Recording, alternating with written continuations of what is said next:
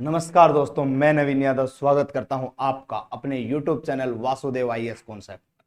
प्यारे मित्रगणों, जैसा कि आप जानते हो, मध्यकालीन भारत के अंतिम क्लास के अंदर मैंने आपसे बोला था कि हम एक नई प्रश्न श्रृंखला लेकर के आएंगे जो आपके आने वाले एग्जाम्स के अंदर बहुत ही महत्वपूर्ण रहेगी। प्यारे मित्रगणों, उस प्रश्न श्रृंखला का नाम मैं आपके सामने बता करके गया था, भार्गव स्तर। आज उसी भार्गव स्तर के आधार पर हम प्रश्नों की शुरुआत करेंगे। प्यारे मित्रगणों, ये जितने भी क्वेश्चन होंगे ये प्रीवियस ईयर क्वेश्चन होंगे जो आपके पहले की परीक्षाओं में आ चुके हैं। इन सभी का एनालिसिस लेकर के मैं आपके सामने आया हूं और ये सारे के सारे क्वेश्चंस आपकी आगामी परीक्षाओं में, आने वाली परीक्षाओं के अंदर बहुत महत्वपूर्ण रोल अदा करेंगे और आपको इनको पढ़ना है। प्यारे मित्रगणों, जितने भी एग्जाम्स जो होते हैं उनमें जो भी क्वेश्चंस आप देखते हो वो कहीं ना कहीं पीवाईक्यू से मेल खाते हैं। वो इसलिए खाते हैं क्योंकि हमारी जो एसएससी है या यूपीएससी जैसे संगठन हैं, इनके पास जो क्वेश्चन सीरीज होती है वो उन्हीं क्वेश्चंस को आपस में लैंग्वेज बदल बदल के आपके सामने रखते हैं। इसीलिए कहा जाता है बार बार कि आप प्रीवियस ईयर क्वेश्चंस पढ़ो ताकि आपको कोई दिक्कत ना हो। और आज का नाम मैंने आपसे लिया था 28 सितंबर वार शनिवार को मैं आपके सामने एक प्रश्न श्रृंखला लेकर के उपस्थित होऊंगा और ये प्रश्न श्रृंखला लगातार आपकी चलेगी और रात 9 बजे आपको YouTube पर उपलब्ध होगी। प्यारे मित्रगणों, ये क्लास आपके रेगुलर बेसिस पे होगी, सिर्फ संडे को छोड़ करके, क्योंकि संडे को आपका अवकाश रहेगा और संडे को हम किसी अन्य टॉपिक्स पे चर्चा करेंगे। प्यारे मित्रगणों, आप सोचते हो कि सर आप प्रश्नोत्तरी करवाओगे साथ के साथ, तो फिर हमारा कॉन्सेप्चुअल जो टॉपिक्स चले हुए हैं उनका क्या होगा? वो भी इसके समांतर आपके चलते रहेंगे। दोनों ही क्लासेज आपको पैरेलली मिलती रहेंगी ताकि आप कॉन्सेप्ट भी पढ़ते रहो और प्रश्नों को भी देख सको। क्वेश्चन सीरीज लाने का मेरा एक मकसद है ताकि जितने भी एग्जाम्स होते हैं उनकी तैयारी आप कम समय में और बेहतर तरीके से कर सको और इसकी एक स्ट्रेटजी बना सको, एक रणनीति बना सको। और उस चीज में आपको मदद किससे मिलती है? प्रीवियस ईयर से। कम समय में और बहुत ज्यादा चीजें आप पढ़ सकते हो प्रीवियस ईयर क्वेश्चन के माध्यम से। इसीलिए मैंने ये प्रश्न श्रृंखला चलाई है। और आज ही के दिन एक महान क्रांतिकारी वीर भगत सिंह का भी जन्म दिवस है और उनके जन्म दिवस के उपलक्ष्य में आज हम इसकी शुरुआत कर रहे हैं। तो मेरे प्यारे मित्रगणों, उनको याद करते, उनको तहे दिल से श्रद्धांजलि अर्पित करते हुए हम अपने प्रश्न श्रृंखला की ओर बढ़ते हैं। प्यारे मित्रगणों, मैं आपको बता देता हूं, जैसा कि मैं हर बार बोलता हूं अपनी क्लासेज के अंदर, कि आप हमारे चैनल वासुदेव आईएएस कॉन्सेप्ट को सब्सक्राइब कर लें और जितने भी विद्यार्थी, जितने भी भाई बंधु नए जुड़ते हैं, मैं उनका दिल से स्वागत करता हूं। वो सभी हमारी क्लासेज को देखा करें, रेगुलर क्लासेज देखा करें ताकि आपको एग्जाम्स के अंदर हेल्प मिल सके। प्यारे मित्रगणों, आप क्लासेज को लाइक और शेयर भी कर दीजिए ताकि ज्यादा से ज्यादा बच्चों तक हमारी क्लासेज पहुंच सके। हम जो तैयारी कर रहे हैं वो यूपीएससी, एनडीसीडीएस, सीएपीएफ और ऑल कॉम्पिटिटिव एग्जाम्स के लिए करते हैं। जितनी भी तैयारी है वो सभी एग्जाम्स के अंदर आपकी महत्वपूर्ण रहेगी और इन्हीं एग्जाम्स के लिए प्रश्नोत्तरी मैं शुरू कर रहा हूं। मैंने लिखा भी आपके सामने कि प्रीवियस ईयर क्वेश्चंस आपके सामने होंगे और सीरीज का नाम मैंने आपके सामने लिख दिया है भार्गव स्तर। आप मुझे सुनोगे और मैं आपको बताऊंगा ये किस प्रकार के क्वेश्चन आपके इस सीरीज के अंदर पूछे जाएंगे। तो आइए मित्रगणों, हम अपने प्रश्नों की ओर बढ़ते हैं कि वो किस प्रकार के प्रश्न हैं, उनकी ओर हम बढ़ के चलते हैं। तो प्यारे मित्रगणों, ये जितने भी क्वेश्चन होंगे मैं आपको बता देता हूं। आज के जो भी क्वेश्चन है वो इंडस वैली सिविलाइजेशन पे बेस होंगे। इंडस वैली, सिंधु घाटी, जो सिंधु घाटी सभ्यता है उस पे बेस होंगे और plus stone age. Stone age यानी कि पाषाण काल, पाषाण काल पर ये क्वेश्चन होंगे। इन दोनों के मिक्सअप क्वेश्चन मैं आपके सामने लाया हूं और जितने भी क्वेश्चन हैं वो सारे पूर्व परीक्षाओं में पूछे गए हैं, प्रीवियस ईयर एग्जाम्स के अंदर पूछे गए हैं। तो आइए हम देखते हैं अपने क्वेश्चंस को। प्रहला प्रश्न किस प्रकार से आपके सामने रहेगा वो आपके सामने मैं रखता हूं।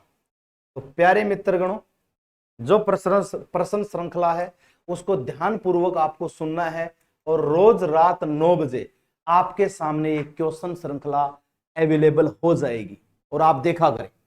तो देखिए मित्रगणों, पहला प्रश्न आपके सामने है हड़प्पा सभ्यता की जल निकासी व्यवस्था के संबंध में दिए गए कथनों के आधार पर सही विकल्प का चयन कीजिए। कथन दिए गए हैं हड़प्पा सभ्यता की जल निकासी के संबंध, उन कथनों में आपको सही और गलत कथन बताने हैं। कौन सा कथन सही है और कौन सा गलत है। नंबर 1, पहला कथन कहता है हड़प्पा के जल अधिकांश शहरों में घरों के बाहर खुली जल निकासी की व्यवस्था थी। कथन 2, हड़प्पा सभ्यता में जल और अपशिष्ट घरों के बाहर नालियां स्थित थी और उनके माध्यम से जल को निकाला जाता था। ठीक, नाली के अंदर पानी चला जाता। अब कौन सा कथन सही है? या तो खुली नालियां बनी हुई थी और पानी निकल जाता था, ठीक, या हड़प्पा सभ्यता के अंदर नालियां निकाली गई थी अपशिष्ट पदार्थों को, अपशिष्ट पानी को बाहर निकालने के लिए, और अच्छे से भूमिगत मतलब अंडरग्राउंड तरीके से नालियां निकाली गई थी, या फिर खुला जल था। दोनों में आपको कथन सही और गलत देखना है। तो देखिए मैं आपको बता देता हूं, पहला कथन बिल्कुल गलत होगा। क्यों? क्योंकि हड़प्पा सभ्यता में अधिकांश घरों के बाहर खुला जल नहीं होता था, इतनी गंध नहीं होती थी। क्यों नहीं होती थी? क्योंकि वो एक बहुत बढ़िया सुनियोजित तरीके से बसाया गया शहर था। हड़प्पा जो शहर है, ये जो हड़प्पा सिविलाइजेशन है, ये विश्व की सबसे पुरानी सभ्यताओं में से एक आती है।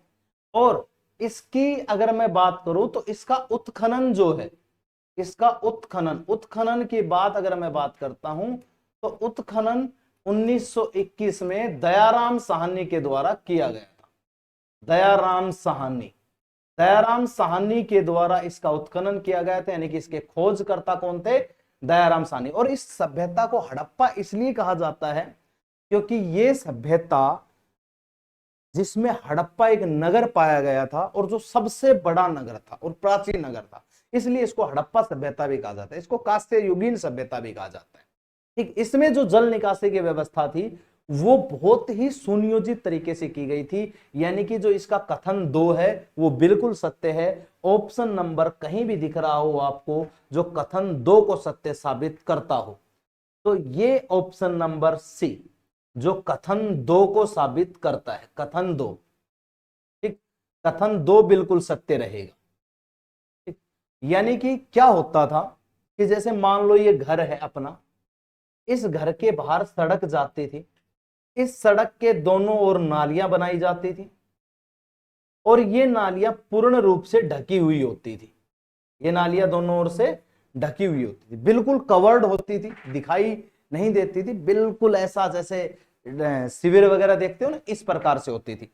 फिर ये जो घर होता था, ये जो बाउंड्री आप देख रहे हो, बीच में घर होता था और चारों तरफ से बाउंड्री होती थी। रोड के किनारे की साइड जो ये दीवार देख रहे हो ना, ये होना जरूरी था। ये जो दीवार है ये होना जरूरी था। ये कहा जाता है कि इस प्रकार से सुनियोजित तरीके से घर बसाए गए थे। तो ऑप्शन नंबर सी बिल्कुल करेक्ट आंसर होगा। ठीक है, ये आपको याद रखना है। यानी कि दूसरा जो कथन है ये क्या कहता है? हड़प्पा सभ्यता में जल और अपशिष्ट घरों के बाहर स्थित नालियों से निकलकर मुख्य भूमिगत नाली में चला जाता था। एक मुख्य नाली होती थी, जितनी भी छोटी छोटी नालियां हैं वो सारी की सारी एक मेन नाली से जोड़ दी जाती थी। आप साथ की साथ स्क्रीनशॉट लेते रहना ताकि आपको रिवाइज करने में दिक्कत ना आए। चलिए हम अगले प्रश्न की ओर बढ़ते हैं। अगला प्रश्न हमारा क्या रहेगा? तो देखिए मित्रगणों, अगला जो प्रश्न है वो ये है, हड़प्पा सभ्यता के नगरों के बारे में दिए गए कथन के आधार पर सही विकल्प का चयन कीजिए। फिर 2 कथन दिए गए हैं जिसमें सही और गलत का चयन आपको करना है। इंग्लिश और हिंदी दोनों में लाया हूं।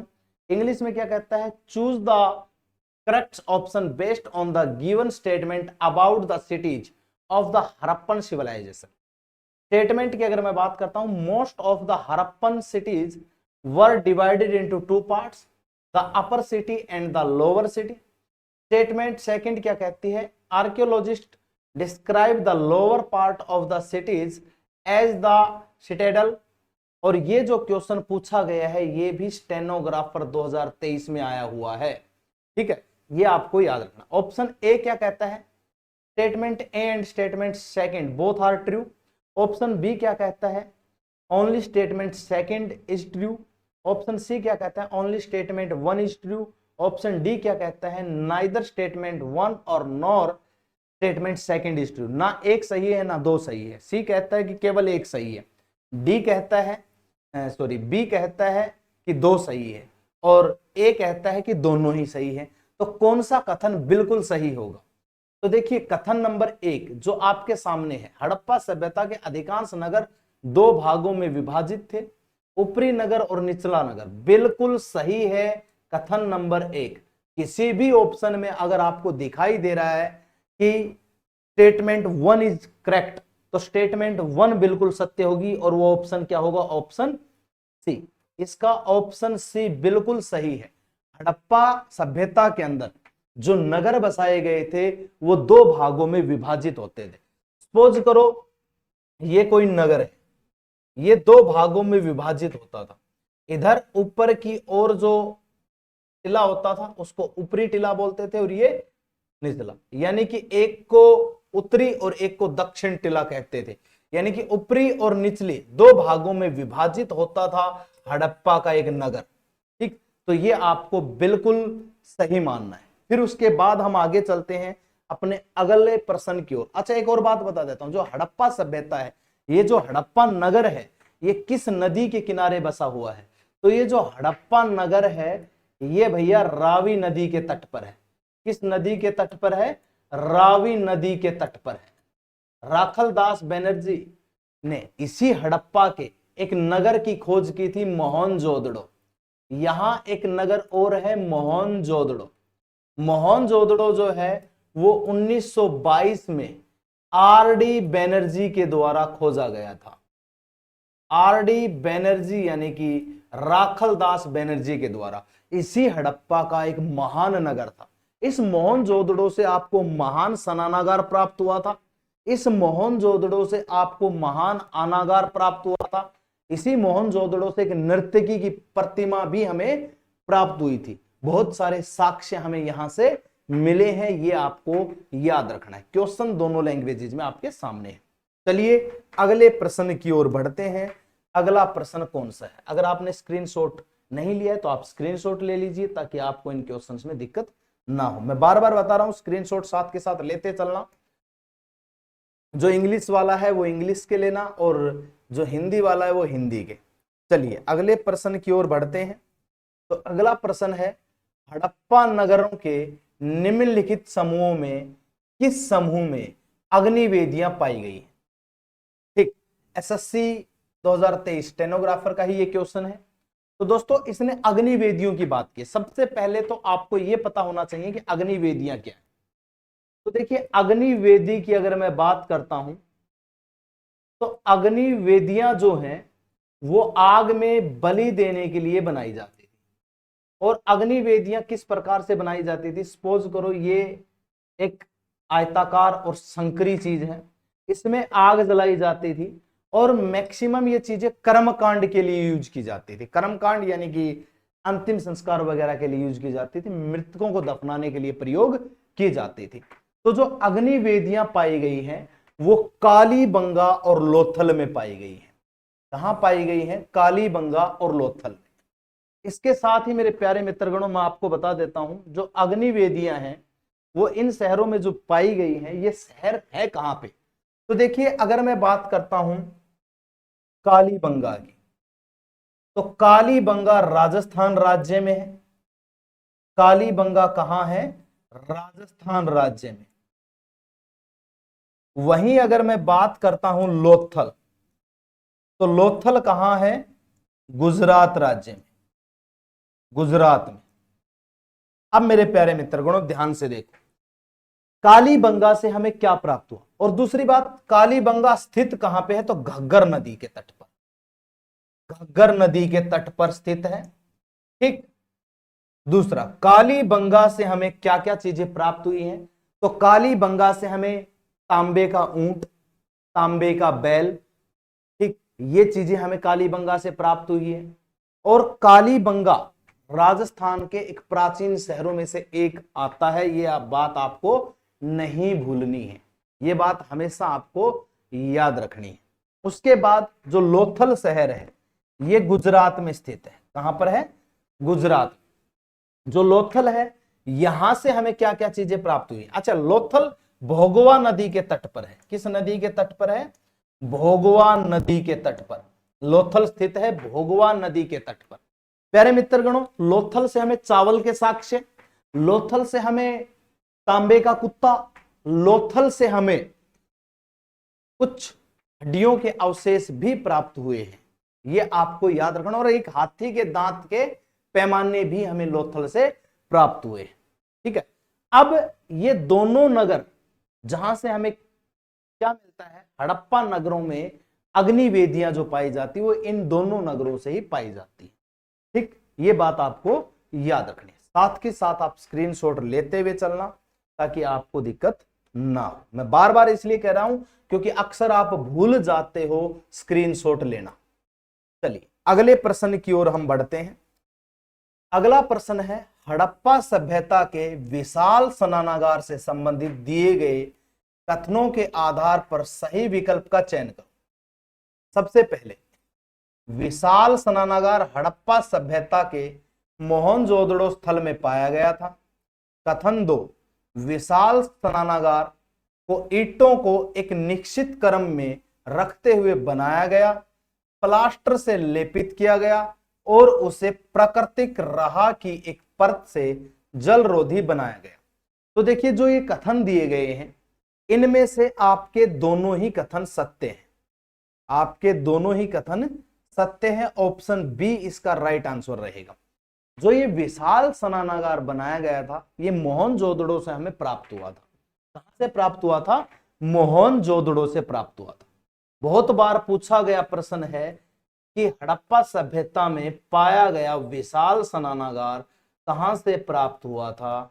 तो मोहनजोदड़ो से प्राप्त हुआ था। इसके ऊपर एक फिल्म भी बनाई गई है जिसमें ऋतिक रोशन रोल अदा करते हैं। ये जो स्नानागार होता था ये एक बहुत बड़ा आयताकार एक क्षेत्र होता था जिसमें उत्तर और दक्षिण दोनों साइड में सीढ़ियां बनी होती थी और इस प्रकार से एक गलियारे का प्रयोग किया गया था। इधर से चल के आओ तो इन सीढ़ियों से उतरो, इधर से चल के आओ तो इन सीढ़ियों से उतरो। दूसरी बात मैं आपको बता देता हूं, इसमें कुछ कमरे बने होते थे और एक कमरे में इधर से अगर आप देखो छोटे छोटे कमरे बने होते थे। क्या बने होते थे? छोटे छोटे कमरे। और इनके इधर एक बहुत बड़ा कुआं बना होता था। क्या बना होता था? कुआं। ये जो कुआं होता था इसमें पानी भरा हुआ होता था। ठीक, एक बहुत बड़ा कुआं बना होता था जिसमें एक पानी भरा होता था। एक प्रकार से राजा महाराजाओं के टाइम पे बावली आपने देखी होगी। आपको बावली देखने राजस्थान जैसे क्षेत्रों में चले जाओ, ये उसी प्रकार की बावली का प्रयोग था। एक बावली जो थी उसी टाइप का ये होता था जिसको विशाल स्नानागार बोला जाता। ये बात आपको याद रखनी है। ऑप्शन बी जो है इसका राइट आंसर रहेगा। ठीक, अब चलिए अब हम आगे बात करते हैं अगले प्रश्न की। अगला प्रश्न हमारा क्या कहता है? अगला प्रश्न हमारा है, हड़प्पा सभ्यता का मोहनजोदड़ो स्थल किस नदी के तट पर स्थित है? सीपीओ में पूछा गया क्वेश्चन है 2023 में। हड़प्पा सभ्यता का एक नगर मोहनजोदड़ो, जिस मोहनजोदड़ो की हम बात कर रहे थे वो आज पूछ ही लिया गया अभी। तो घग्गर नदी पे है, ब्यास पे है, झेलम पे है, सिंधु पे। तो प्यारे मित्रगणों, जो मोहनजोदड़ो है वो सिंधु नदी के तट पर स्थित है। सिंधु नदी के तट पर स्थित है। अब सिंधु नदी के तट पर और भी शहर स्थित है। एक शहर है अमरी, ये भी सिंधु नदी पे है। एक शहर है चनहुदड़ो, ये भी सिंधु नदी पे। ये तीनों ही शहर मोहनजोदड़ो, अमरी और चनहुदड़ो तीनों ही कहां पर स्थित हैं? सिंधु नदी पर। चनहुदड़ो हड़प्पा सभ्यता का एकमात्र ऐसा शहर है जिसमें कोई भी किला नहीं पाया गया। कोई भी किला नहीं पाया गया। इस मोहनजोदड़ो शहर की अगर मैं बात करूं खुदाई किसने करवाई, तो इस मोहनजोदड़ो शहर की जो खुदाई है वो 1922 में राखलदास बनर्जी, आर.डी. बनर्जी के द्वारा करवाई गई थी। आर.डी. बनर्जी के द्वारा करवाई गई थी। राखलदास बनर्जी के द्वारा इस मोहनजोदड़ो नगर की खुदाई करवाई गई थी और ये महान शहरों में से एक है। इस मोहनजोदड़ो से विशाल स्नानागार के साथ साथ विशाल अनागार भी हमें प्राप्त हुआ। उसके अलावा नर्तकी की मूर्ति भी हमें यहां से प्राप्त हुई है। ये बात आपको याद रखनी। फिर उसके बाद हम अगले प्रश्न की ओर बढ़ते हैं। अगला प्रश्न हमारा कौन सा रहेगा उसकी ओर हम रुख करते हैं। तो देखिए अगला प्रश्न, सिंधु घाटी सभ्यता के विशाल स्नानागार के बारे में निम्नलिखित में से कौन सा कथन सत्य है? जो महान स्नानागार पाया गया था उनमें से कौन सा कथन सत्य है? एमटीएस में पूछा गया प्रश्न है 2023 के अंदर। नंबर ए ऑप्शन क्या कहता है? इसका उपयोग अनाज भंडारण के लिए किया जाता है। बिल्कुल नहीं भाई। ऑप्शन बी क्या कहता है? इसका उपयोग खेती के लिए किया जाता था। नहीं किया जाता था। ऑप्शन सी इसका उपयोग शहर की पानी की टंकी के रूप में किया जाता था। बिल्कुल राइट आंसर है। ठीक, ऑप्शन सी। डी तक तो हमें पहुंचना ही नहीं जब सी ही आंसर सही मिल गया। ये पानी की टंकी के रूप में प्रयोग किया जाता था। मैंने बताया आपको एक बहुत बड़ा आयताकार एक क्षेत्र होता था, एक आयताकार टैंक बनाया गया होता था और इस टैंक के नॉर्थ और साउथ साइड में सीढ़ियां होती थी। ठीक, और गलियारे का प्रयोग चारों तरफ किया गया था। ठीक, और इसमें छोटे छोटे कमरे बने होते थे और इन कमरों के बीच में कुआं होता था बहुत बड़ा। ये पानी की टंकी के रूप में प्रयोग किया जाता था इस प्रकार से। और ये जो स्नानागार है ये कहां पाया गया था? मोहनजोदड़ो में पाया गया था। ये आपको याद रखना है। ठीक, उसके बाद हम बात करते हैं अगले प्रश्न की। अगला प्रश्न हमारा क्या कहता है उसके ऊपर चर्चा करेंगे। ठीक, तो चलिए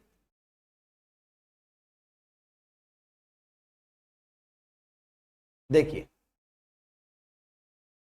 निम्नलिखित में से कौन सा सिंधु घाटी का स्थल अब पाकिस्तान में है? अब एक इंडस वैली सिविलाइजेशन का एक शहर है, एक नगर है जो अब पाकिस्तान में आता है, तो वो है हड़प्पा। वो कौन सा है? हड़प्पा। ये जो हड़प्पा है ये सबसे बड़ा नगर है, सबसे बड़ा नगर। ठीक है, ये सबसे बड़ा नगर है। दूसरा, इसकी जो खुदाई है, रिसर्च है, वो 1921 में दयाराम साहनी ने करवाई थी। दयाराम साहनी। ठीक, ये आपको याद रखना है।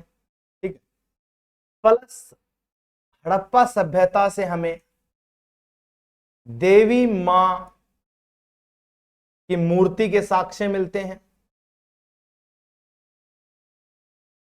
इस नगर से। ठीक, ये रावी नदी के किनारे बसा हुआ शहर है, रावी नदी। इसके अलावा अगर मैं बात करता हूं तो यहां से हमें ताबूत भी मिलते हैं, ताबूत जिसमें शव दफनाते थे।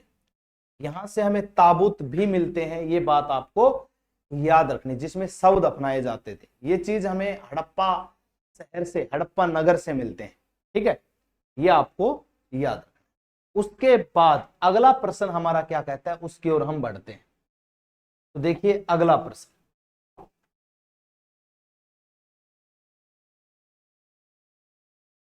लौह युग को यह नाम इसलिए दिया जाता है क्योंकि इस समय के दौरान मध्य पूर्व और दक्षिणी पूर्वी यूरोप में औजारों और हथियारों के मुख्य रूप से लोहे का इस्तेमाल किया जाता था। जो हमारे औजार होते थे उनमें लोहे का प्रयोग होता था। देखिए बेसिकली अगर मैं बताता हूं तो इस जगह में अगर लोहो से पहले की बात पूछी गई है कि किस हथियार का प्रयोग किया जाता था, तो ये कांस्य युग क्या था? कांसा था। कांसा का प्रयोग किया जाता था। ठीक, उसके बाद क्या होता है उसके बाद धीरे धीरे सिविलाइजेशन इंक्रीज होती है, बढ़ती है, इसमें डेवलपमेंट आता है, तो ये लोहे की धातु का प्रयोग करना शुरू कर देते हैं। ये लोहे की धातु का प्रयोग करना शुरू कर देते हैं, यानी कि अब हथियार लोहे के बनते थे। इसमें सीधा पूछा गया लोह युग के नाम इसलिए दिया गया क्योंकि इस समय के दौरान मध्य पूर्वी और दक्षिण पूर्वी यूरोप में औजारों और हथियारों में मुख्य रूप से लोह की जगह क्या इस्तेमाल करते थे, तो लोह की जगह वो कांसे का इस्तेमाल करते थे। बाद में वो लोहे का प्रयोग करने लगे, इसलिए इसको लोह युग का नाम दिया जाता था। ये पाषाण काल के बाद की बात है, ये पाषाण काल के बाद की बात है, ये आपको याद रखना है। अब अगले प्रश्न की ओर हम बढ़ते हैं। तो अगला प्रश्न क्या कहता है आपका, उस पर हम चर्चा करते हैं। तो देखिए, अब प्रश्न नंबर अगला है। 1948 में अर्नेस्ट मैके ने उल्लेख किया कि हड़प्पा शहर लोथल में जल निकासी व्यवस्था के लिए नालियों को ईंटों से बनाया गया था। अब वो नालियां कैसी ईंटों से बनी होती थी, जो जल निकासी के लिए बनाई जाती थी, और ये बात 1948 में अर्नेस्ट मैके ने उल्लेखित की है, अर्नेस्ट मैके ने बताई है। तो वो नालियां पक्की ईंटों से बनी होती थी। किससे बनी होती थी? पक्की ईंटों से बनी होती थी। ऑप्शन सी राइट आंसर होगा, ऑप्शन सी, पक्की ईंटों से बनी हुई वो नालियां होती थी, आपको याद रखना। फिर उसके बाद हम चलते हैं अगले प्रश्न की ओर। क्या कहता है अगला प्रश्न, उस पर हम चर्चा करते हैं।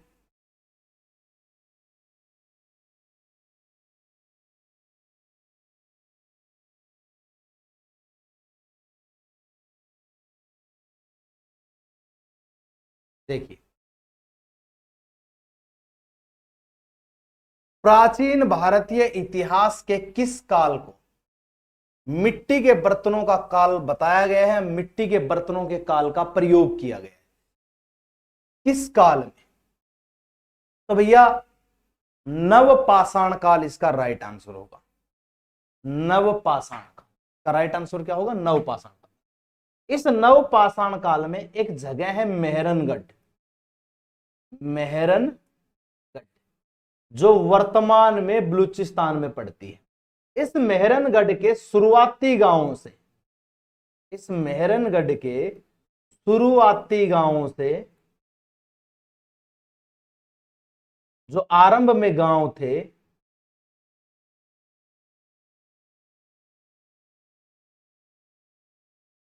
मिट्टी के बर्तन के साक्ष्य हमें प्राप्त होते हैं। यह हमें पता चलता है नवपाषाण काल के मेहरनगढ़ से। इसके शुरुआती गांव में हमें क्या मिलते हैं? मिट्टी के बर्तन मिलते हैं। नवपाषाण काल, नवपाषाण काल जो है वो पुरा पाषाण काल और मध्य पाषाण काल के बाद का समय है। ठीक, जब मनुष्य ने खेती करना आरंभ कर दिया था, जब मनुष्य सभ्य होने लगा था, इस काल को नवपाषाण काल कहा गया है। यह बात आपको याद है। उसके बाद अगला प्रश्न क्या कहता है, उस पर हम चर्चा करेंगे। तो अगले प्रश्न की हम बात करते हैं। तो अगला प्रश्न कहता है कि मनुष्य के आरंभिक विकास के प्राग ऐतिहासिक काल को सामान्यतः खालिस्तान के नाम से जाना जाता है। एमटीएस में पूछा गया प्रश्न है। जो मनुष्य का आरंभिक विकास था, उस काल को, उस प्रागैतिहासिक काल को किस नाम से जाना जाता है? तो वो था पुरा पाषाण काल। ऑप्शन ए बिल्कुल राइट रहेगा, पुरा पाषाण काल। जब मनुष्य का आरंभ में विकास हो रहा था, तो वो पुरा पाषाण काल का ही टाइम था, स्टोन एज का टाइम था। अब स्टोन एज में मनुष्य का विकास हो रहा था। स्टोन एज जो है वो पाषाण काल का सबसे पुराना और सबसे बड़ा भाग है, सबसे पुराना और सबसे बड़ा समय है, और सबसे बड़ा काल, इसे ही कहा गया है। ठीक, अब जो हमारा ऐतिहासिक ये तथ्य है, इसको 3 चरणों में बांटा गया था। प्राग ऐतिहासिक, अध ऐतिहासिक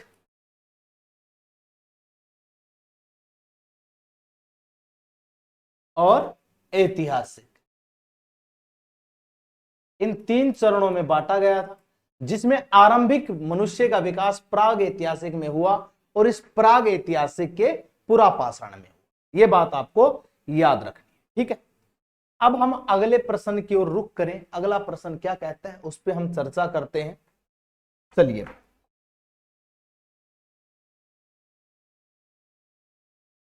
एक शहर है धोलावीरा, ये किस राज्य में स्थित है?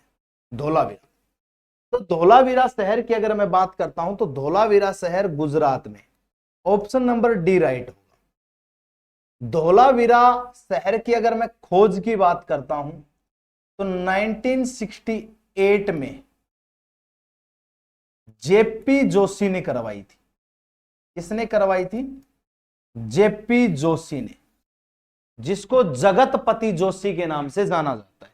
जगतपति जोशी ने करवाई थी इसकी खोज, यानी कि उसका उत्खनन करता। धोलावीरा जो शहर है ये यूनेस्को की लिस्ट में शामिल है। किसकी लिस्ट में शामिल है? यूनेस्को की लिस्ट में।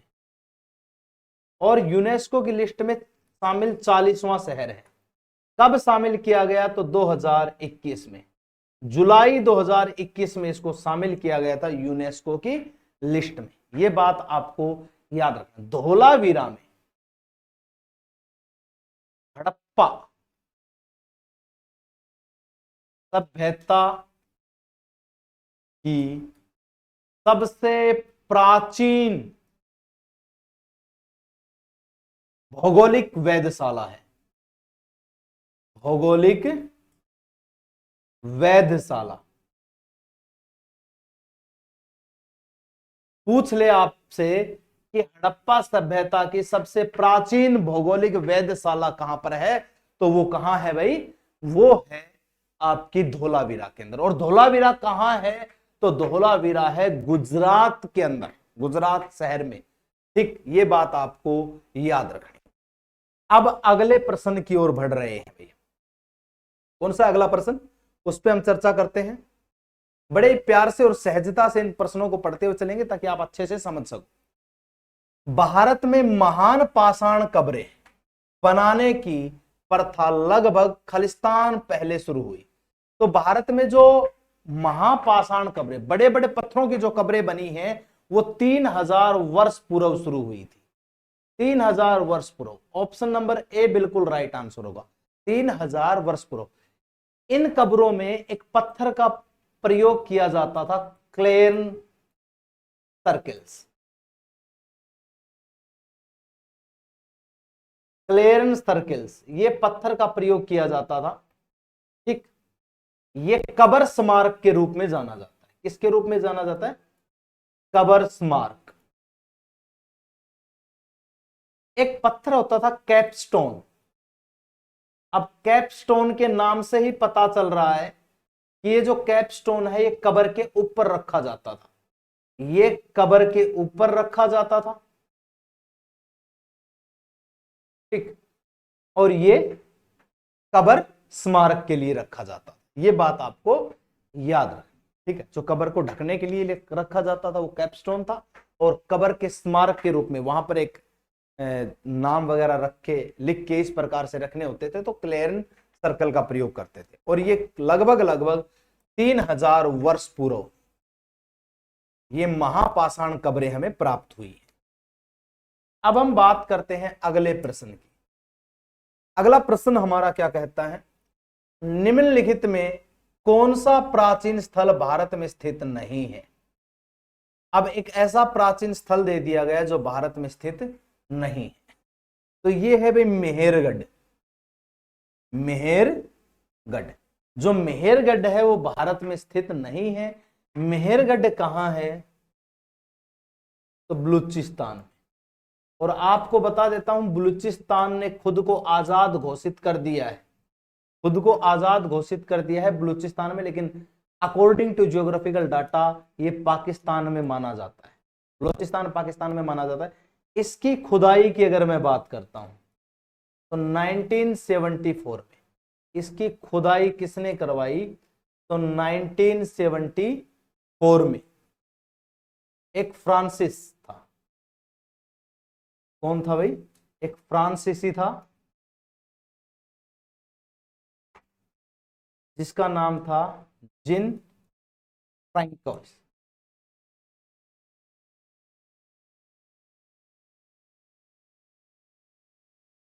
ठीक, जिन फ्रैंकोइस जोरिगे,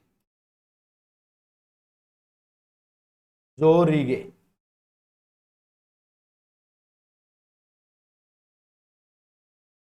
जिन फ्रैंकोइस जोरिगे के द्वारा इसकी खुदाई करवाई गई थी 1974 में। ठीक, उसके बाद ये नगर पाकिस्तान के बलूचिस्तान में स्थित है और बलूचिस्तान ने हाल ही में खुद को क्या घोषित कर दिया है, स्वतंत्र घोषित कर दिया है। अब हम बात करते हैं आगे अगले प्रश्न की। मोहनजोदड़ो निम्नलिखित में से किस सभ्यता से संबंधित है? मोहनजोदड़ो, ये तो हम बार बार पढ़ रहे हैं, ये सिंधु घाटी सभ्यता से संबंधित है। किस सभ्यता से संबंधित है? सिंधु घाटी सभ्यता से संबंधित है। इसके जितने भी फैक्ट्स है वो मैं आपको बता चुका हूं, यहां से क्या क्या मिला था वो बता दिया, इसकी खोज किसने की वो मैंने बता दिया। ठीक, उसके बाद हम चर्चा करते हैं अगले प्रश्न। अब देखिए, संभवतः खालिस्तान खेती होती थी मेहरगढ़ में कपास की। अब कपास की खेती मेहरगढ़ में 7000 साल पहले खेती होती थी। कितने वर्ष पहले? 7000 साल पहले। और मेहरगढ़ जो है वो कृषि की सबसे पुरानी बस्ती है, सबसे पुरानी बस्ती है। इससे पहले कोई बस्ती खेती का प्रमाण नहीं देती, सिर्फ मेहरगढ़ की बस्ती देती है। और ये नवपाषाण युग की बस्ती है। किस युग की बस्ती है? नवपाषाण युग। यह नवपाषाण युग की बस्ती है जो 7000 साल पहले खेती होने का प्रमाण देती है। ये बात आपको याद रखनी, ठीक है। सबसे पहले खेती, सबसे पुरानी बस्ती यही है भाई। ठीक, अब चलते हैं आगे।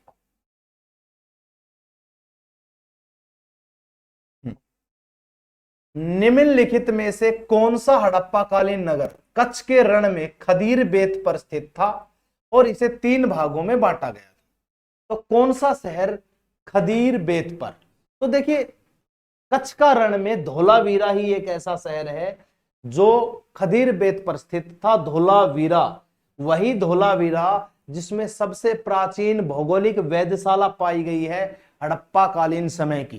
ठीक, वही धोलावीरा जिसको 2021 में यूनेस्को में शामिल कर लिया गया था।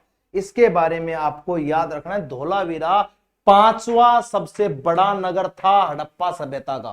5वां सबसे बड़ा नगर, यह भी आपको याद रखना है, 5वां सबसे बड़ा नगर। यह चीज आपको याद रखनी है, 5वां सबसे बड़ा नगर था हड़प्पा सभ्यता। ठीक है, अब अगले प्रश्न की ओर बढ़ते हैं। मेरे प्यारे मित्रगणों, उम्मीद करता हूं बढ़िया आनंद आ रहा होगा क्लास में, अच्छे से क्वेश्चंस को सोल्व कर रहे होगे, बढ़िया तरीके से क्वेश्चंस को देख रहे होगे और लगातार हम ये क्वेश्चन सीरीज को बढ़ाते रहेंगे। आइए, भीमबेटका पुरा पाषाण काल की एक प्रसिद्ध स्थल भारत के किस राज्य में स्थित है? भीमबेटका का नाम आते ही आपके दिमाग में मध्य प्रदेश छप जाना चाहिए। भीमबेटका का नाम आते ही आपके दिमाग में मध्य प्रदेश छप जाना चाहिए। मध्य प्रदेश के अंदर ये जो गुफाएं हैं, ये एक राता पानी, जगह का नाम है राता पानी, एक वन्य जीव अभ्यारण्य है। क्या है? वन्य जीव अभ्यारण्य।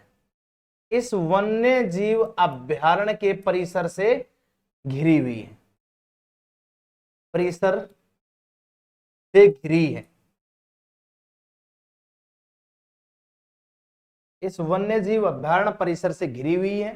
ठीक, दूसरी बात, ये जो गुफाएं हैं ये पुरा पाषाण और मध्य पाषाण युग की है। यह पुरा पाषाण और मध्य पाषाण युग की है। ठीक, दूसरी बात मैं आपको बता देता हूं, ये गुफाएं फेमस किस लिए है? रॉक पेंटिंग के लिए। रॉक पेंटिंग, पत्थर पर चित्रकारी की गई है। यहां पे पत्थर पर चित्रकारी की गई है और पत्थर चित्रकारी के लिए प्रसिद्ध गुफाएं हैं, ये आपको याद रखना है। चलिए ठीक, साथ के साथ स्क्रीनशॉट लेते रहना। अगले प्रश्न की ओर बढ़ते हैं। तो भैया ये थे आपकी प्रश्नोत्तरी, ठीक है। ये प्रश्न मैं आपके सामने लेकर के आया था। जो आपकी प्रश्न श्रृंखलाएं हैं वो समाप्त होती है। आज के जितने भी क्वेश्चंस थे वो आपके कंप्लीट होते हैं। बाकी नेक्स्ट क्लास में आपके क्वेश्चंस लाए जाएंगे। इसी का अगला भाग लेकर के आ रहा हूं सोमवार को। आप जितने भी क्वेश्चंस हैं वो सोमवार को करवाएंगे।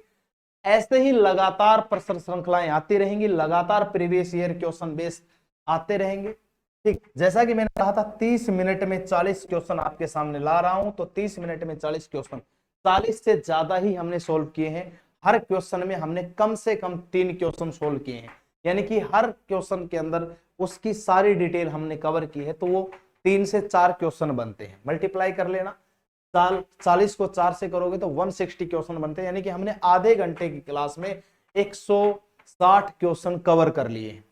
लगातार ऐसे ही क्वेश्चन सीरीज में आपके सामने लाऊंगा और आप लगातार जुड़ते रहे हमारे चैनल से। प्यारे मित्रगणों, आज जो आपको करवाया गया है उम्मीद करता हूं बेहतर तरीके से आपको समझ में आया होगा और अच्छे से बड़े प्यार से आपने सीखा होगा। तो दोस्तों, आप हमारे चैनल को लाइक, शेयर और सब्सक्राइब करना ना भूलें और ना भूलें हमसे जुड़ना, हमारी सीरीज भार्गव अस्त्र से जुड़ना। लगातार ये सीरीज आपके सामने चलती रहेंगी। तो आज के लिए इतना ही रहेगा। जय हिंद, जय भारत, थैंक यू।